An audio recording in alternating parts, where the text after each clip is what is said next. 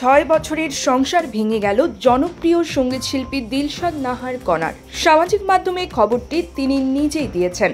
বুধবার রাত 10:30টার পর নিজের ফেসবুকে একটি স্ট্যাটাস দেন কণা।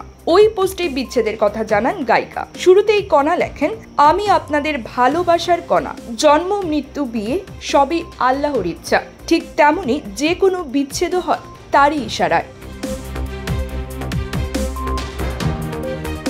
এরপর বিচ্ছেদের খবর দিয়ে লেখেন, আমার সকল শুভাকাঙ্ক্ষী এবং প্রিয়জনদের উদ্দেশ্যে ভারাক্রান্ত হৃদয়ে আমি জানাচ্ছি যে দীর্ঘ 6 বছরের বিবাহিত জীবনের পর আমি এবং গোলাম মোহাম্মদ ইফতেখার গহীন গত 16 জুন 2025 তারিখে আমাদের বিবাহ বিচ্ছেদ সম্পন্ন করেছি।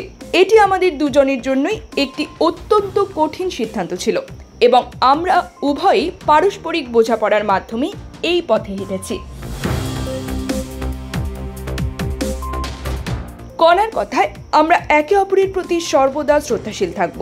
জীবনের এই নতুন অধ্যায়ে আমরা দুজনেই যেন শান্তিতে এবং সম্মানের সঙ্গে এগিয়ে যেতে পারি, তার জন্য আপনাদের সকলের দোয়া ও সহযোগিতা কামনা করছি।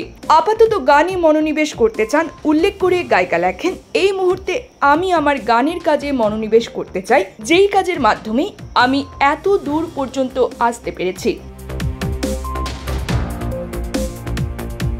এদিকে গুঞ্জন চলছিল বিবাহ বহির্ভূত সম্পর্কে জড়িয়েছেন কণা। এ নিয়ে এক সংবাদ মাধ্যমে খবরও প্রকাশিত হয়। সেখানে বলা হয়, মোহাম্মদ শাহরিয়ার সাইদ শুভ্র নামের এক গিটারিস্টের সঙ্গে চুটিয়ে প্রেম করছেন কণা, যদিও কণা বিষয়টি অস্বীকার করেন।